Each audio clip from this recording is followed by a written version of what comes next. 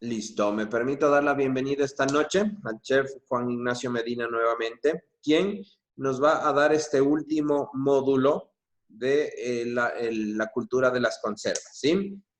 Mi querido Juan Ignacio, muy buenas noches y el salón es todo tuyo, amigo. ¿Qué tal, mis amigos? Muy buenas noches, saludo.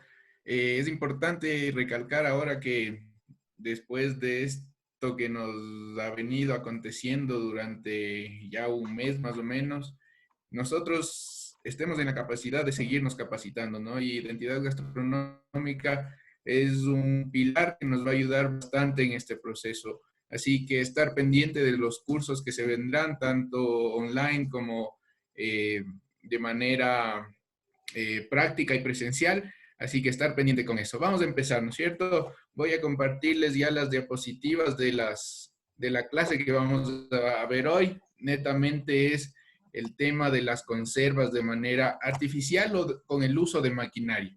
Esto no nos quiere decir que vamos solamente a poderlos hacer mediante la manera industrial. Eso no tiene nada que ver. Es importante que ustedes sepan que estos procesos también lo pueden hacer de manera casera o dentro de sus hogares, de sus negocios.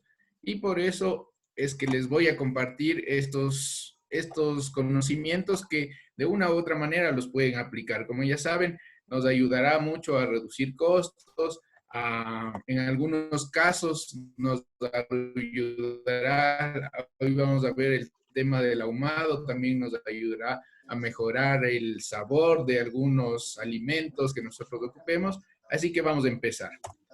Empezamos con el proceso al vacío. Muchos de ustedes ya deben conocer el proceso del vacío, ya se ha venido hablando de este proceso. Es el proceso mediante el que nosotros vamos a retirar el aire de nuestros productos, sea con el cual nosotros vamos a empacar nuestros alimentos y quitar el exceso de aire, ¿sí? Esto es importante porque nosotros tenemos bacterias y microorganismos que mediante el aire se pueden reproducir, pero esto no quiere decir que el vacío nos va a ayudar en todo este proceso, porque aparte de nosotros sellar al vacío, también necesitamos refrigerar o congelar estos alimentos. ¿Por qué? Porque existen algunas bacterias anaeróbicas que también nos van a ayudar o nos van a contaminar nuestros alimentos. Así que este proceso es bueno que lo apliquemos, pero debe ir de la mano con un proceso de reflexión ante el uso de esta técnica, ¿sí? Otra parte que nosotros debemos saber es que evita la oxidación del alimento, ¿sí? No sé si ustedes se fijan que cuando lo exponen por mucho tiempo al aire, los alimentos empiezan a crear una capa. Entonces, esa capa es la oxidación que se produce en el alimento. El vacío va a ayudar a evitar ese proceso. Hay un pequeño punto que deben ustedes conocer, en el punto de las carnes rojas, por ejemplo. Las carnes rojas que a veces nosotros les damos al vacío, van a tener una tonalidad media púrpura. Esto no quiere decir que la carne esté dañada, al contrario. Esto pasa porque nosotros al sellar al vacío no tenemos el suficiente oxígeno para que la carne tenga su verdadero color. Es por eso que cuando nosotros sellamos una carne, generalmente de res o borrego al vacío, debemos dejarla reposar de 15 a 30 minutos después de abrirla para que recupere su color, ya que en el sellado al vacío va a tornarse un poco morada tal vez la carne, un poco púrpura, digámoslo así. Entonces es importante ese proceso. Eso no sucede con el pescado y con las verduras, pero sí con la carne. Y tienen que tomar en cuenta que no es que está dañada, sino que porque la carne no tiene el contacto con el oxígeno, va a tomar esa coloración. Así que importante eso. Y bueno, aquí nos dice que también prolonga la vida, que es de hecho para el tema que estamos hablando, y vamos a hacer un proceso netamente casero para el vacío, ¿ya? Entonces, así que estar pendientes porque Lo podemos hacer sin necesidad de una máquina de sellado al vacío, lo podemos hacer en casa este proceso. Estar muy atentos a esto. El primer paso que nosotros necesitamos antes de los 4 pasos que están ahí es obviamente ya seleccionar nuestro producto, limpiarlo y tenerlo listo para el empaquetado. De ahí vamos a buscar un recipiente grande, ¿ya? Ahí ven, es un recipiente bastante hondo, debe tener más que todo profundidad. ¿Para qué? Porque lo vamos a llenar con agua, ¿ya? Sigan anotando los pasos. Lo siguiente que vamos a hacer es poner nuestra carne, las verduras, el pollo o lo que ustedes quieran sellar en un recipiente con sellado hermético. No sé si ustedes conocen esas fundas. Generalmente la marca más común es de la Ziploc, ¿no? Pero hay un montón de marcas con sellado hermético. Eso es importante, que esa tenga el sellado hermético. Y lo que vamos a hacer es poner nuestro alimento dentro de la funda y lo vamos a introducir en el agua. Ya en nuestro recipiente, ya con agua, lo vamos a introducir poco a poco y vamos a sellar la parte hermética casi en su 80%. Va a quedar un poquito abierto, ¿ya? Tomar en cuenta eso. Ven aquí en la imagen, en la tercera imagen, nosotros podemos ver que introducimos ya casi todo y la parte que queda fuera es lo que está sin cerrar todavía. ¿Para qué dejamos? Para que nosotros, mientras vayamos introduciendo nuestra funda, el aire se vaya saliendo. ¿Y por qué sucede esto? Porque generalmente la densidad del agua es mayor a la densidad del oxígeno. Entonces, al nosotros sumergir en el agua, el oxígeno va a salir y vamos a tener lo más parecido al sellado al vacío. Vamos a sacar la mayor cantidad de oxígeno y esto nos va a ayudar bastante. Como ven, no es una técnica del otro mundo, no se necesita una maquinaria. Debemos tomar en cuenta, eso sí, que con maquinaria va a ser un poco más seguro, ¿sí? Con la maquinaria nosotros podemos reducirle el oxígeno hasta un 99% o más, mientras que con esto podemos reducir hasta un 95% de oxígeno, hasta un 98% más o menos. Entonces, estar pendiente de eso. Es una manera casera por la cual nosotros podemos hacer el sellado al vacío. Vamos ahora a un tema un poco más industrial, pero no por eso quiere decir que no sea aplicable. Es la liofilización o, bueno, ahí está una palabra súper, un poco difícil, digámosle así, es la deshidrocongelación. Ese es otro término que se le da a la liofilización, que es la mezcla de deshidratar y congelar, ¿ya? No se olviden de ese término, es súper importante. Pero aquí nos dice que es una nueva técnica, pero en realidad no es tan nueva. ¿Por qué? Porque, bueno, en países como Bolivia, en Perú, la gente ya liofilizaba desde hace un montón de siglos. ¿Por qué? No sé si ustedes, bueno, yo cuando tuve la oportunidad de estar en Bolivia, conocí lo que es la tunta o el chuño, ¿sí? Son papas secas o papas deshidratadas. Este proceso es básicamente la base de la liofilización. Lo que sucede en este proceso, que es natural, van la gente y cogen las papas, que es lo que más utilizan, que es el chuño o la tunta, lo dejan en temperaturas súper bajas, que sería en el altiplano, ¿no? Generalmente yo vi esta técnica en Bolivia y lo que hacen es dejarlas las papas tiradas en sacos, lo dejan congelar aproximadamente de 2 a 3 días enteros. Esto se hace generalmente en invierno. Sí, es importante que la temperatura ambiental sea bastante baja. Lo hacen en el invierno, dejan congelar toda la noche y los primeros rayos del sol van a deshidratar esa papa, ¿sí? Entonces, ese proceso es el que se lleva a la manera industrial y lo conocemos ahora como liofilización y lo hacen en muchos ámbitos. Por ejemplo, el café que ya viene liofilizado, frutas que utilizan bastante los astronautas. Aquí nos dice un punto muy importante, que los astronautas ocupan mucho esa comida para llevar al espacio, pero ya nos damos cuenta que no es un proceso que sea netamente industrial. Ya lo hacen desde hace siglos en países como Bolivia, Perú, y es por eso que ustedes deben conocer esto, ¿sí? Alguna vez se van a topar con esos alimentos, ya les digo, los más conocidos con este método de conservación es el chuño y la tunda, así que pueden ustedes también ir a investigar y ver qué es lo que pueden hacer con esos platos, así, o con estos ingredientes, así que pilas con eso, ¿sí? Vamos a continuar. Aquí vamos a ver el proceso de liofilización. Como ya les dije, primero seleccionamos y preparamos los ingredientes para la liofilización. Eso es primerito, seleccionar los ingredientes que nosotros queremos.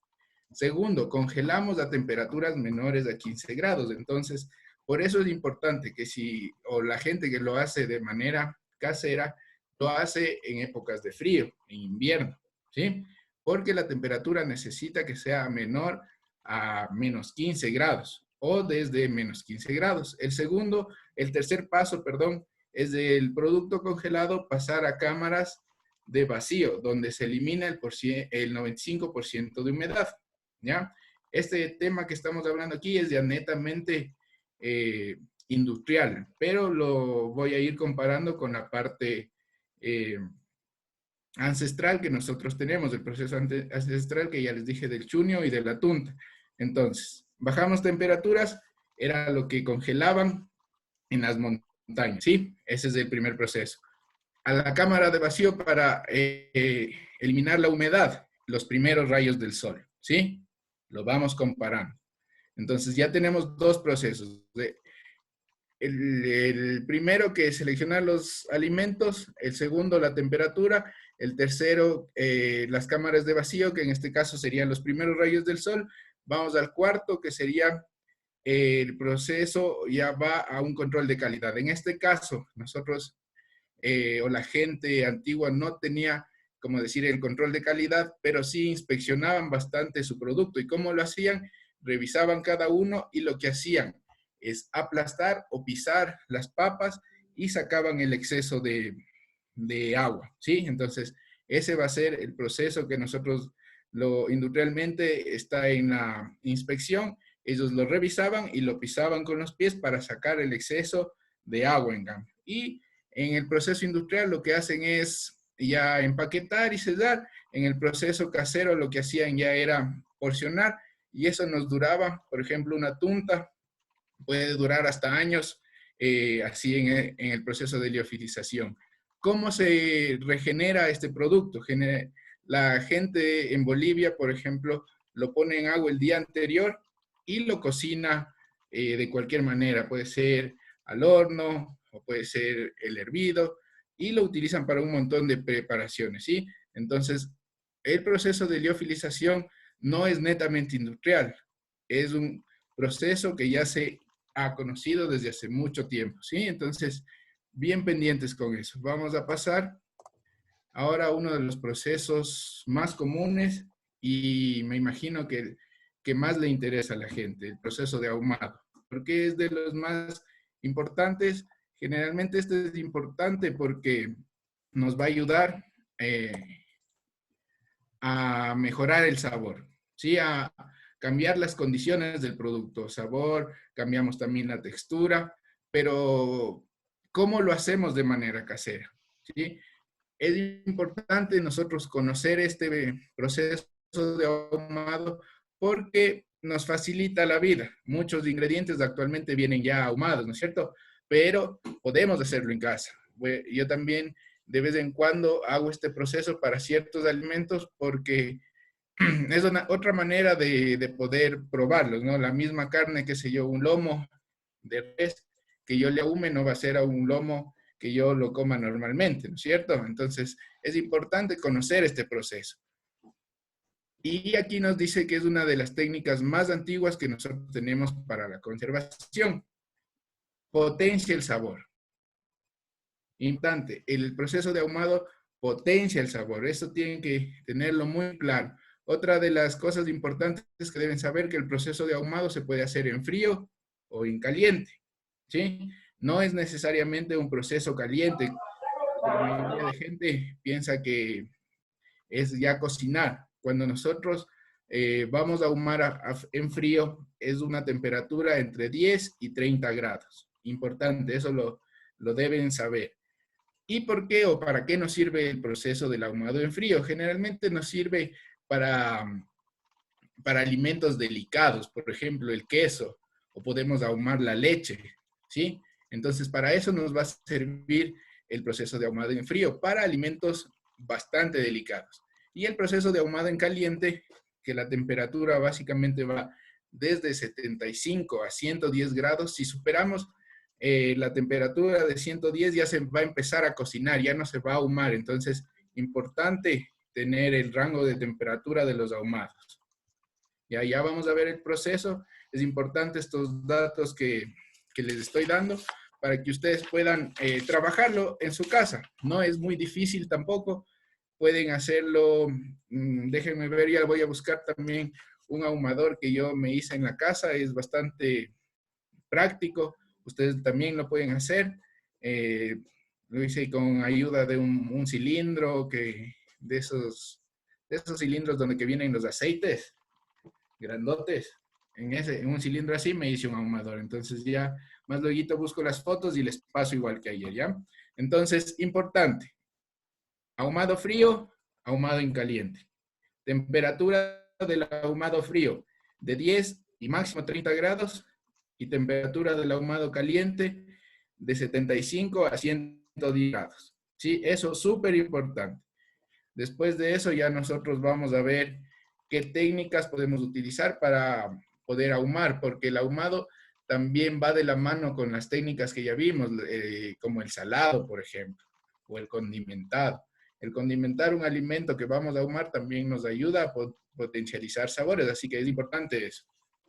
A ver, aquí nos dice una característica un poco negativa también, que dice, no conviene abusar del humo que contiene ciertos elementos nocivos. ¿Por qué nos dice eso?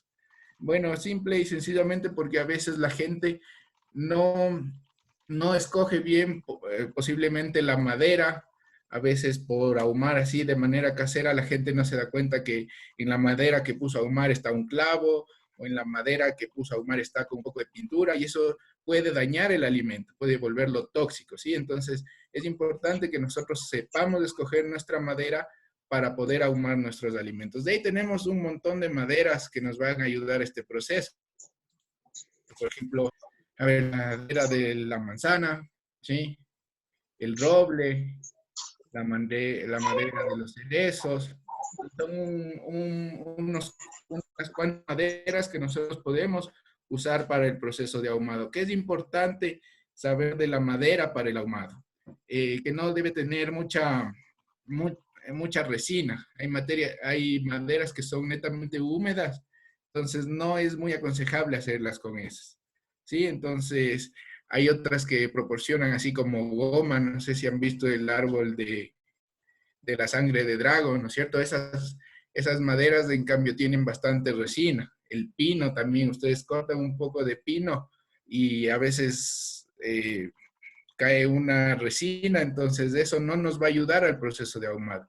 Es importante saber escoger las maderas. Así que vamos ya netamente al proceso, que como ya les dije, se mezcla con otros procesos de conservación para el ahumado. Uno de estos es el curado.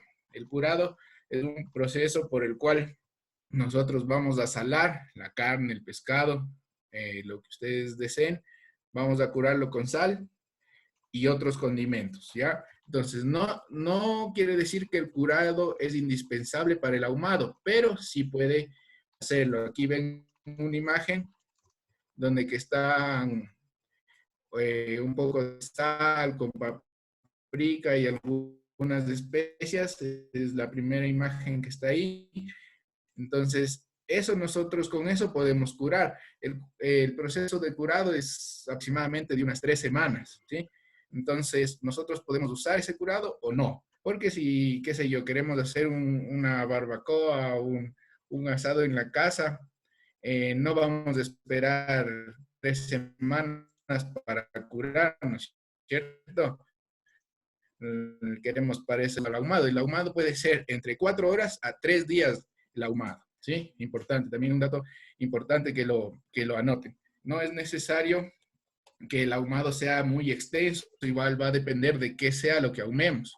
Si un producto es pequeño o es un corte pequeño, el ahumado también debe ser menor, ¿sí? En cambio, si un corte es grande, una pierna entera o cortes grandes de carne, el proceso de ahumado va a extenderse, va a ser o más horas o más días. Ya les digo, tiene un máximo de 3 días el proceso de ahumado. Aquí ya igual tenemos que secar las carnes, que también sería un proceso de curado, que también es opcional.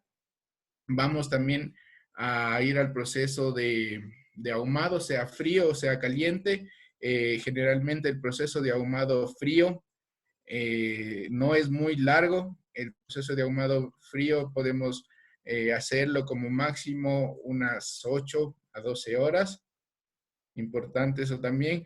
El proceso de ahumado frío, como las cosas que nosotros vamos a ahumar en el ahumado frío son delicadas, entonces no necesitamos mucho sabor de humo, ¿sí? Entonces, por eso debe ser más corto el tiempo. En cambio, el ahumado caliente sí lo podemos extender a elementos como carnes un poco más grandes o carnes con sabores que queramos cambiar y trabajar de mejor manera esos procesos, ¿sí? Entonces, el ahumado es bastante amplio. Nosotros podemos trabajar también ahumando en el calor. Cuando nosotros vamos a hacer un ahumado con un tiempo bastante amplio, por ejemplo, un ahumado de un día, digámoslo así, ¿no es cierto? Es importante que humectemos lo que estemos ahumando. Una carne, por ejemplo. Si nosotros ahumamos un día seguido una carne, al otro día se nos va a hacer algo de una textura no tan buena. Es por eso que si vamos a ahumar por bastante tiempo, vayamos humectando lo que estemos ahumando. Por ejemplo, podemos ahumar con un poco de cerveza, humectar con un poco de cerveza, agua, con vino o cualquier sustancia líquida, ¿sí? Whisky, ron y demás cosas. Otra cosa importante que nosotros para ahumar necesitamos que la carne no esté muy cerca del fuego, al contrario, que esté lejos, para que lo que vaya ahumando sea netamente el humo, no el calor, ¿sí? O sea, no se vaya cocinando, sino vaya absorbiendo el sabor del humo, es importantísimo eso. Otro punto que nosotros debemos tomar en cuenta al escoger nuestra madera para ahumar sería el proceso de humectar la madera. ¿Para qué nos va a servir este proceso? Para que nuestra madera genere más humo, ¿sí? Ustedes se han de dar cuenta, por ejemplo, cuando ustedes queman una madera que no está seca, genera más humo que la madera que está seca, ¿no es cierto? Entonces, al nosotros humectar la madera, igual puede ser en agua, con un poco de cerveza, lo que sea, nosotros vamos a generar más humo y por ende vamos a generar más calor en el proceso de ahumado, ¿sí? Entonces es importante que ustedes tomen en cuenta eso. Cuando nosotros hablamos de ahumadores, que ya sería donde nosotros vamos a ahumar, hay cuartos de ahumado, que son eh, cuartos de enero, donde que la gente ahuma. Hay ahumadores verticales, que ya son ahumadores pequeños, ¿no? Como de casa, ahumadores convencionales, o ahumadores horizontales. En cualquiera de esos ustedes pueden hacer un ahumado. Cada quien tiene, por ejemplo, la gente que tiene cuartos de ahumado ya son industrias, ya son gente que se dedica a trabajar en el negocio de los ahumados, y la gente que tiene, por ejemplo, un ahumador vertical o un horizontal es básicamente gente que lo hace de manera casera o en un negocio pequeño, ¿sí? Entonces, es importante que ustedes vayan determinando cómo quieren hacer ese proceso. El proceso de ahumado, por ejemplo, podemos hacerlo una clase solo para aprender a ahumar, pero con estas pautas que nosotros estamos viendo, que básicamente es para el proceso de conservación con ahumado, nosotros queremos darles esos tips para que ustedes vayan llenándose de conocimientos y puedan aplicarlo en sus negocios. Así que con esto voy a proceder a las preguntas para poder empezar con las preguntas que quedaron pendientes de ayer y con lo que ahora quieran o tengan sus dudas. Muy amable, el chef Juan Ignacio Medina nos ha brindado hoy una excelente conferencia. Hoy sí, pedimos a todos los invitados. Me permites, Paul, como siempre, Con gusto, yo de Eddie. metido en todos los cursos, pero me encanta tomar en cuenta algunas apreciaciones de nuestros queridos participantes y sí es fundamental dar ciertas precisiones que son apropiadas. Nachito, el chef Juan, nos hablaba del método del vacío, ¿sí? Cómo generar un proceso de conservación al vacío, que es tan simple para que nosotros lo hagamos en casa. ¿Qué tenemos que considerar en este aspecto? Es utilizar justamente una funda apropiada que selle para que no exista una introducción de oxígeno una vez que nosotros hayamos sometido en el agua y hayamos sacado ya el oxígeno de la funda. Y segundo, tienen que tomar en cuenta que solo generar el proceso de vacío no permite la conservación completa del producto. Tenemos que llevarla a refrigeración, a temperaturas de seguridad. En este aspecto, esta es una de las técnicas más utilizadas en la parte gastronómica dentro de lo que es los establecimientos gastronómicos, porque este proceso impide una degeneración del producto en lo que es textura, sabor y olor. Les pongo un ejemplo muy simple, muy sencillo. ¿Qué pasa cuando ustedes cocinan unas presas de pollo? Las cocinamos hoy día, ¿cierto? Digamos unas 6, de las 6 solo ocupan 3 y las otras 3 quedan cocinadas. Si ustedes solo las meten al refrigerador en un recipiente, al día siguiente el sabor y el olor no es el mismo. Igual la textura. Si queremos conservar esas presas con la misma textura, el sabor y el olor, pues hagámoslo en este proceso de vacío. De igual manera, si hacemos un pollo al jugo, ¿sí? Envasamos con el jugo las presas, hacemos el procedimiento que nos indicó el chef, sellamos bien y metemos a refrigerar y hasta congelar. El momento que congelamos podemos consumir en unos 8 días y los sabores de los jugos, de la textura del pollo va a mantenerse.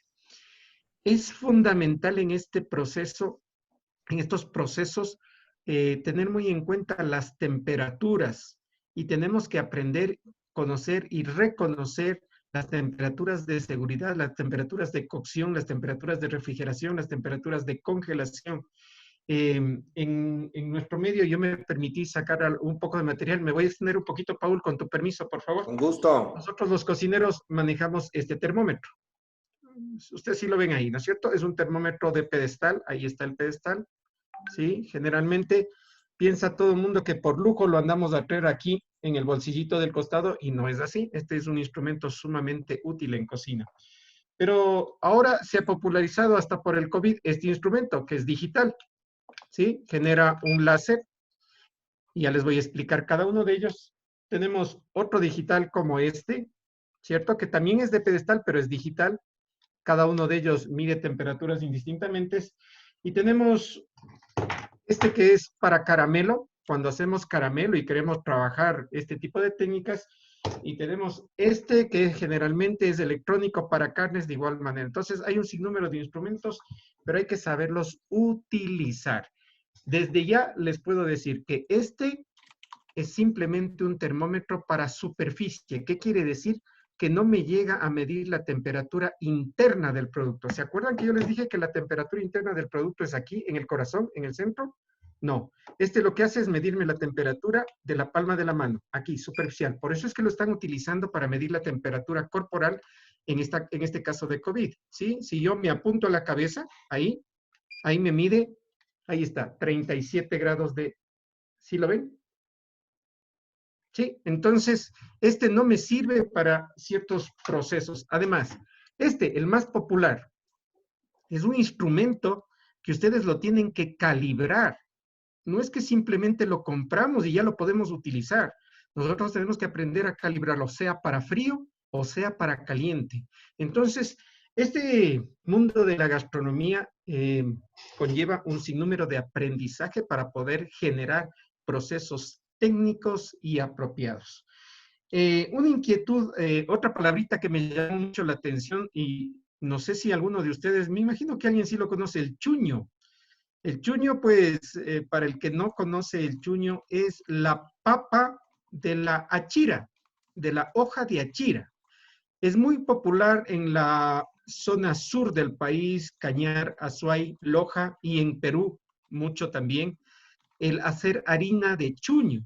Se saca las papas de la achira, se pela, se deja secar, se muele bien y sale un polvo similar a la maicena. Y de ahí se hacen los famosos bizcochuelos en Loja. Entonces, para los que no sabían, pues ahí lo tienen. Y José Luis Lisbeth Escobar, ahí en el chat me habían puesto, y yo creo que con mucha inquietud, cuáles son las maderas más apropiadas para poder ahumar. Como bien lo dijo Juan, dentro de las maderas que no debemos utilizar, las que no debemos utilizar son aquellas que tienen un alto contenido en resina, la resina es la goma, o también se la conoce como creosota, que tiene un alto contenido de alquitrán, pega, goma.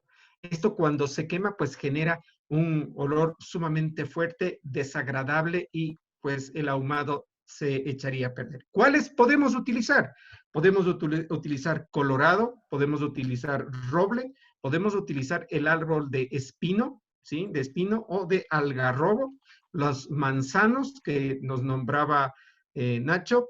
Esas son las maderas que nosotros sí podemos utilizar. Y una recomendación muy especial, no pueden utilizar madera mojada o con moho, con hongos, porque el momento que esto ingresa al horno que genera el humo para ahumar, pues automáticamente se transmitirá al producto o a la carne que ustedes estén trabajando. Eso nomás, pues, mi querido Paul, si tienen alguna inquietud y con gusto estamos para satisfacer las mismas.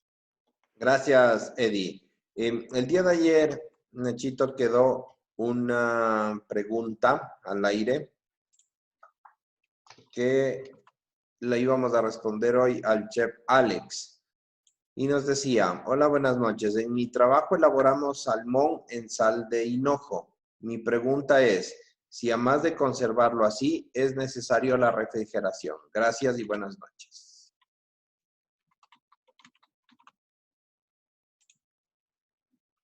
Ignacio. Juan, está apagado el micrófono, habilítale, por favor. El internet también ahí. Ya, ahí está. ¿Me escucha? Ok. Sí. Entonces, si nosotros vamos a conservar pescados o carnes, con sal lo debemos netamente no refrigerar, pero sí conservar en un ambiente adecuado. Evitar la humedad, un ambiente oscuro también y que sea fresco. ¿Sí? No necesariamente refrigeración, aunque sí le vendría mejor, pero con que tenga una buena característica el espacio de humedad, que no sea muy húmedo y que tenga frescura, eso bastaría. Perdón que te interrumpa, Paul. Veo ahí una pregunta que va direccionada para mí, dice Chevy Drove, entonces me imagino que soy yo. Y dice, ¿cómo se calibra el termómetro para calor? A ver, este es el de calibración, ¿sí? Si ustedes pueden observar, yo voy a acercar aquí a la cámara, en esta parte de aquí tenemos una perilla, ¿correcto? Ok. Para poder calibrar este termómetro en calor, tenemos que entender que el agua a nivel del mar hierve a 100 grados de temperatura. Y ese va a ser el referente para poder calibrar este termómetro. Entonces, ¿qué hacemos? El momento que colocamos una olla con agua y está hirviendo el agua, ¿sí? El momento que está en plena ebullición, la retiramos del calor e inmediatamente introducimos el termómetro hasta la mitad. Y dejamos que la perilla de aquí, el manómetro, se mueva. Se mueva. Y a donde se detiene, nosotros cogemos y le giramos a 100 la aguja. El momento que llega a 100 la aguja, el momento que nosotros le giramos y le ponemos en 100, está calibrado para calor. Ahora, ¿cómo le calibramos para frío? En un recipiente, en un bol, con agua y hielo, con abundante hielo, vamos a meter el termómetro. Dejamos que la cuchilla se mueva, se mueva, se mueva, se mueva, y el momento que se para, tomamos de la perilla con una llave y le giramos a 0. Ese rato, el termómetro está calibrado para frío. Entonces, la persona que trabaja en línea caliente tiene calibrado para caliente, y la persona que trabaja en una recepción de mercadería, recibiendo los cárnicos, la leche, crema, qué sé yo, cualquier producto que necesite revisar, que me llegue a la temperatura adecuada, tengo que calibrar el termómetro para poder recibir y para poder cocinar productos con calidad. Paul. Ignacio, nos dicen, Pablo Aguirre desde Quevedo nos pregunta, ¿qué tan perjudicial o favorable para la salud el consumir proteínas ahumadas sin descartar que estas potencian el sabor? Ya, generalmente para nosotros consumir debemos ver o fijarnos que no tengan aditivos, más que todo dañinos para o nocivos para nuestro consumo. Hay mucha gente o las industrias que usa, por ejemplo, el glutamato monosódico para mejorar sabores. Ya, esto sí nos va a perjudicar un poco porque al consumir nosotros bastante este tipo de sustancias, nos va a hacer daño a nuestra salud. Entonces, si nosotros lo hacemos de manera casera, no hay ningún problema, digámoslo así. Pero sí es importante que no lo consumamos de manera continua, todos los días. De ahí no tendría ningún problema. Solo hay industrias, como les digo, que ponen ingredientes o aditivos químicos que sí nos afectarán un poco. Pero si lo hacemos de manera casera, no habría ningún problema. Y eso sí evita el consumo regular, no todos los días, como máximo unas 2 veces por semana, si pueden menos sería mucho mejor. De ahí no es nocivo de una manera casera. Y como nos dijo el chef Edison, si es que ustedes hacen un proceso mal, por ejemplo, si tiene la madera moho o cosas así, sí nos va a perjudicar, obviamente. Entonces, siempre estar pendiente de cómo hacemos el proceso, ¿ya? Entonces, de eso deben estar muy pendientes. Ya. Hay muchas preguntas acerca de la madera más aconsejable.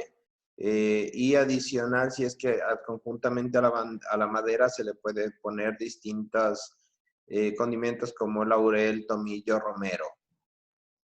Ya, perfecto. Es muy buena pregunta. Y sí, básicamente nosotros utilizamos una buena madera, como les dije, pueden utilizar madera de cerezo, de manzano, de naranjo, que nos van a ayudar a mejorar el sabor. Pero si ustedes a esa madera le adicionan romero, tomillo, albahaca, no sé, cilantro y un montón de especias, también va a mejorar mucho más el sabor. Nos va a ayudar a potencializar los sabores dentro del ahumado. Así que no hay ningún problema si utilizamos en el proceso de ahumado las especias. Ya. Néstor nos pregunta, chef, por favor, ¿nos podría dar una breve explicación del ahumado de la leche? Ya, el proceso de ahumado de la leche, como les dije, es un ahumado en frío. ¿Qué quiere decir?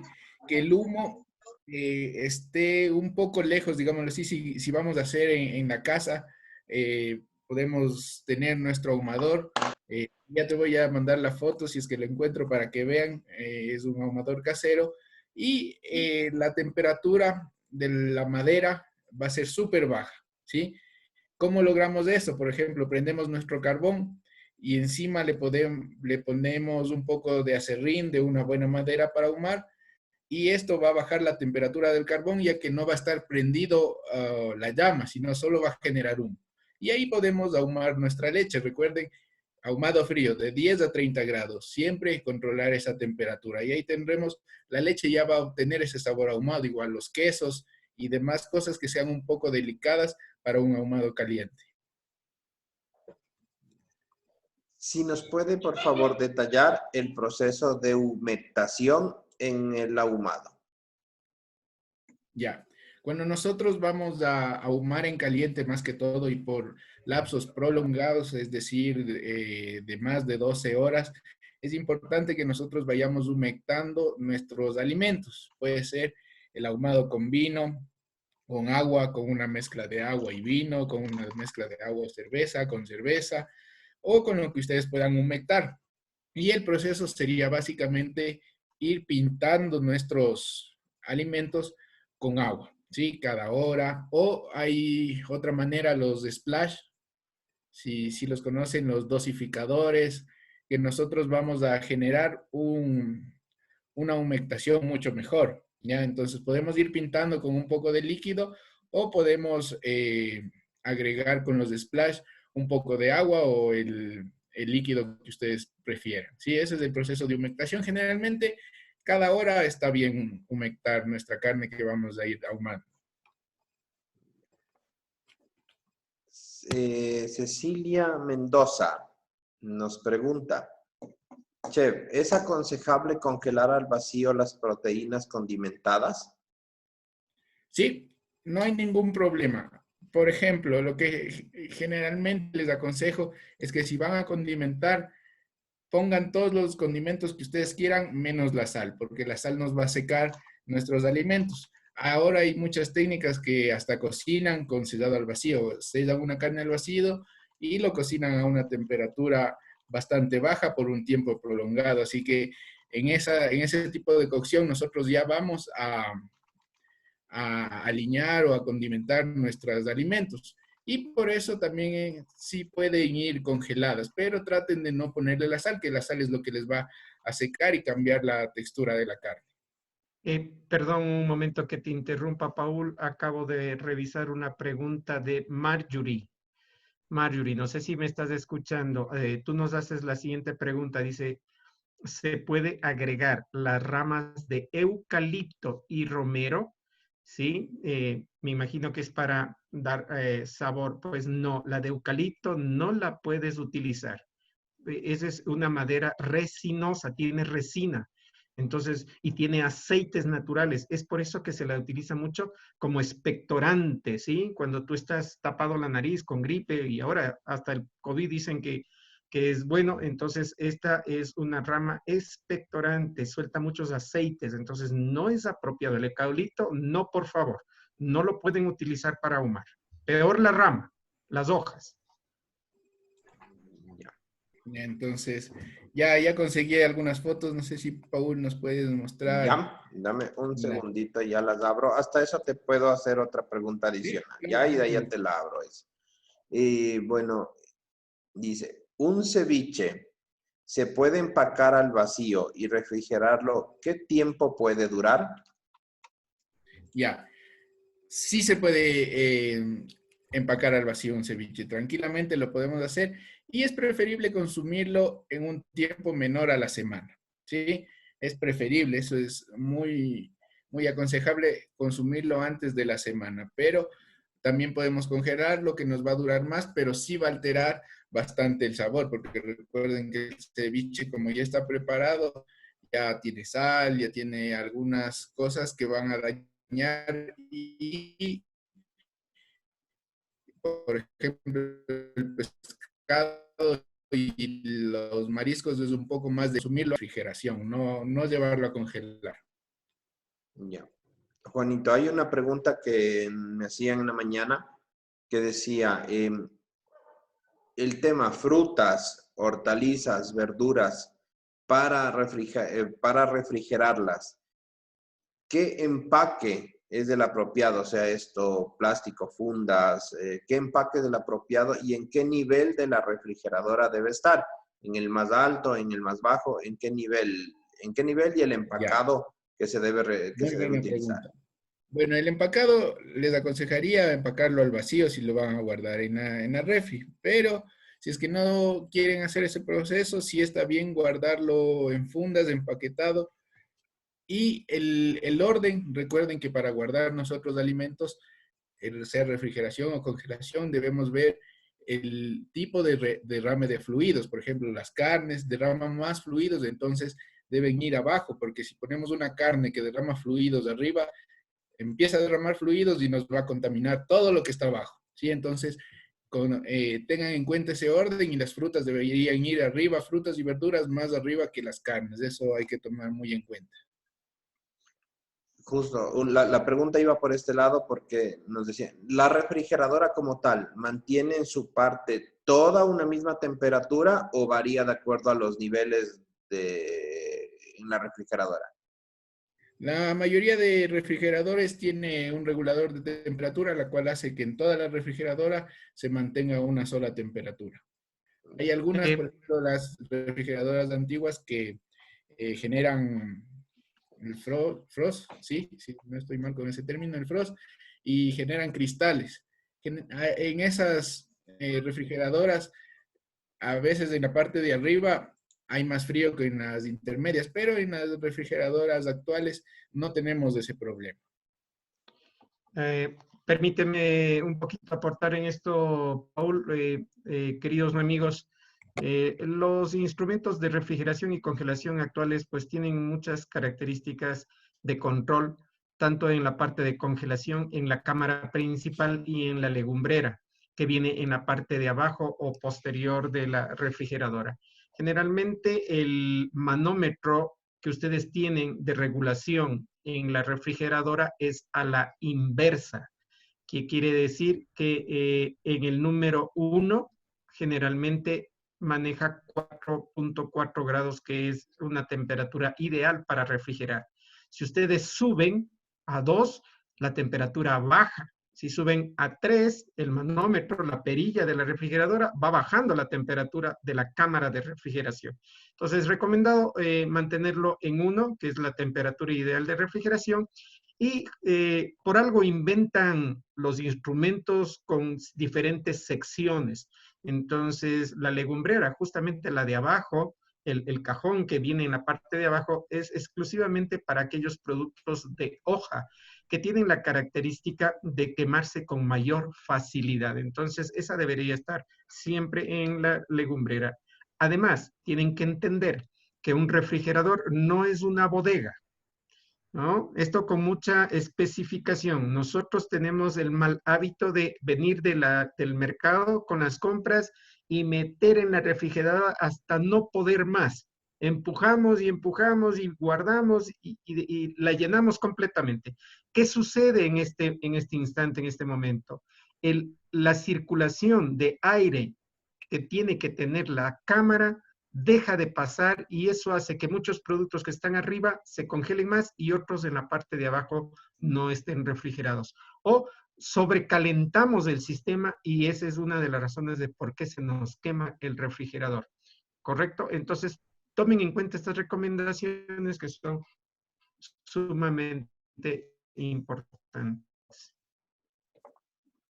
Listo. Chef Juanito, nos pregunta Raquel Cabrera. Paul. Dime. Aló, creo que el internet un poquito. Raquel Cabrera nos pregunta, Chef Juanito, en el mercado existen ahumados en líquidos. ¿Usted cree que sean beneficiosos o sería mejor realizarlo con la madera? Sí los he visto, por ejemplo, hay el humo líquido que lo conseguimos ahora más fácilmente, pero es preferible, si nosotros podemos hacer un proceso de ahumado, preferiblemente lo hacemos nosotros mismos, ya que los humos líquidos que conseguimos en el mercado igual van a tener aditivos. Recuerden que siempre va a ser mucho mejor nosotros hacerlo de manera casera o de manera que no pongamos aditivos extras a nuestros alimentos. Así que no les digo que no deben usarlos, pero preferiblemente si podemos nosotros hacer ese proceso, hagámoslo nosotros mismos. Ya, Juanito, te pongo la fotografía que me estabas pidiendo, por favor. Ya, entonces, si ven, ese es el ahumador que hice yo de una manera casera. Lo que hicimos es un tanque que lo compramos, lo lijamos en todo su proceso y nos quedó la imagen que estamos viendo. Es importante que nosotros tomemos todas las medidas, lijemos, limpiemos bien y deberíamos curarlo. ¿Cómo lo vamos a curar? Igual, vamos a prender fuego en la parte de abajo y todo se va a ir curando de mejor manera y no va a ser nocivo para la salud. Y tranquilamente podemos hacer el ahumado. ¿Cómo lo hacemos? En la parte de abajo ponemos nuestros carbones y yo tengo algunas rejillas por las cuales yo puedo tranquilamente dejar una carne y que la temperatura no sea muy alta porque el fuego va a estar abajo y pongo la rejilla en la segunda línea y tranquilamente se me ahuma normalmente. Así que ustedes también pueden hacerlo en casa. Hay un montón de empresas que igual se dedican a hacer ahumadores. Los dejo a conveniencia suya. Pueden comprarlos hechos, hacerlos en casa y tranquilamente hacer sus ahumados dentro de sus negocios. Una recomendación especial en la elaboración de este ahumador casero es la de que el momento que ustedes compren el tanque, se percaten que este no haya sido utilizado para transportar ningún tipo de combustible o alquitrán o químico, sino más bien haya sido utilizado para transportar algún tipo de alimento como jarabe de maíz, por ejemplo. Hay muchos tanques que transportan jarabe de maíz u otros alimentos. Entonces, esos son los tanques apropiados para poderlos hacer ahumadores. Maduración de carnes también es conservación de alimentos. ¿Se lo puede realizar la maduración al vacío a 3 grados centígrados? Nos pregunta Gabriel Gallegos. La maduración, sí. Generalmente cuando nosotros maduramos un alimento, por ejemplo, una carne de cerdo o de res, lo que hacemos es primero salar, dejamos salado aproximadamente por unos 2 días, luego sacamos el producto y mientras está en refrigeración es importante dejar que vaya cayendo el líquido. Hay algunos empaques tipo cernidores, donde que está un recipiente con huecos y abajo hay un recipiente que recibe líquido, podemos utilizar esa. Hacemos la capa de sal, dejamos unos 2 días, sacamos y lo vamos a curar con una mezcla de especias, qué sé yo, paprika, romero, tomillo, albahaca.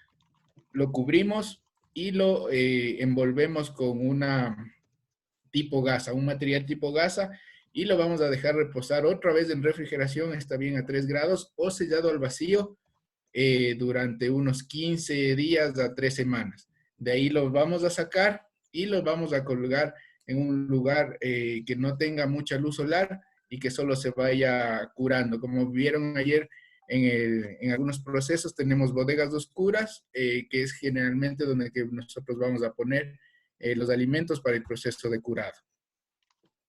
Perfecto. Evelyn Cedeño, bueno, es una pregunta que nos han hecho bastante. ¿Se puede ahumar con madero de guayaba o naranja? Ya, con los naranjos sí, perfecto. Guayaba también se puede ahumar. Son maderas que tienen bastante aroma, ¿sí? Entonces, y no tienen resina. Recuerden que lo más importante que deben tomar en cuenta es que la madera no tenga resina y aporte bastante sabor. Son 2 aspectos importantes al momento de escoger una madera para ahumar. Perfecto. Cristian Molina nos pregunta, Chef, para ahumar hay polvo de madera, virutas, astilla de leña. ¿Cuál es la mejor para ahumar? Ya, todo va a depender de qué es lo que vayan a ahumar. Por ejemplo, si nosotros vamos a ahumar algo pequeño, no vamos a poner maderos grandes, sino vamos a poner el polvito de madera, ¿sí? Porque va a ser un ahumado corto que no nos va a llevar mucho tiempo, pero si nuestro ahumado va a extenderse, vamos a utilizar pedazos de madera, ¿sí? Entonces, no es mejor uno que el otro, sino todo va a depender de nuestro tiempo de cocción. Los más finos o pedazos más finos, virutas o tipo aserrín, nos van a servir para ahumados cortos, mientras que los pedazos grandes, ya maderos superiores a unos 5 centímetros de diámetro, ya nos van a servir para procesos de ahumado de larga duración. Esa sería la diferencia, más no es uno mejor que otro. Recuerden que lo importante es el sabor que nos aporte cada madera. Cecilia Mendoza nos pregunta, en el campo, ¿suelen usar la estopa del coco? ¿Esto sí es correcto? Ya, sí se puede utilizar tranquilamente, sería como una viruta. Ya. ¿Los ingredientes para ahumar deben ser secos o frescos? Secos, preferiblemente secos. Ya. Jessy Sánchez nos pregunta, muy buenas noches, ¿en qué receta es más aconsejable utilizar la leche ahumada? Leche ahumada, por ejemplo, para una bechamel podemos utilizar tranquilamente esa leche. Recetas que nosotros podamos acompañar como salsas o una mayonesa de leche, por ejemplo. Sí que es un proceso por el cual nosotros vamos a hacer una emulsión a base de leche y aceite y ya nos va a aportar ese sabor. Buenas noches, ¿se podría humectar con aceite aromatizado? Claro que sí, no habría ningún problema, pero preferible algo más líquido, no aportar más grasa, sino puede ser agua, vino, sí, algo más líquido, no agregar más grasa, pero de hecho sí se puede, o hacer una mezcla entre aceite y, y agua. Marutello nos pregunta, Chef, ¿no es mejor empacar los vegetales en papel film por el hecho que se conserva mejor y se mantiene su frescura? Ese sería mejor si es que no hacemos el proceso de vacío, ¿ya? El papel film igual nos va a reducir bastante la introducción de oxígeno, así que si es que no tenemos el vacío, el film sería otra opción bastante buena. Edison Guamán nos pregunta, buenas noches, ¿cómo se puede conservar un cangrejo tomando en cuenta que cuando se congela la carne de cangrejo tiene a dañar la textura? Este congelado necesito solo para 5 días, ya que los cangrejos los venden por 14 unidades y a veces sobra este producto. Eh, Ya, a ver. perdón, mi querido Paul, permíteme, yo estaba ya pendiente con esta pregunta del cangrejo y yo creo que hay que indicar que si tú vas, Edison, a guardar una carne por 5 días, no necesitas congelarlo. Lo que necesitas es hacer un proceso apropiado de sellado y de refrigerado. Entonces, utiliza el sellado al vacío y colócalo a refrigeración. Vas a tener un cangrejo sumamente fresco, con buena textura, con buen aroma, y lo puedes utilizar en 5 días sin ningún problema. No se te va a echar a perder. Lo que tú tienes que tomar muy en cuenta es que tu refrigerador esté a una temperatura apropiada de refrigeración 4.4 grados. Pedro Cantos Gómez nos pregunta, mínimo, ¿cuánto es el tiempo de proceso de ahumado? Mínimo, como ya les había dicho, es de 4 horas y un máximo de 3 días que vendrían a ser 72 horas dentro del ahumador. Todo va a depender del tipo de corte que vamos a ahumar o del ingrediente que nosotros vamos a ahumar, pero mínimo es de 4 horas. Karina Delgado nos pregunta, yo tengo un horno de leña en casa, ¿se lo puede utilizar para ahumar?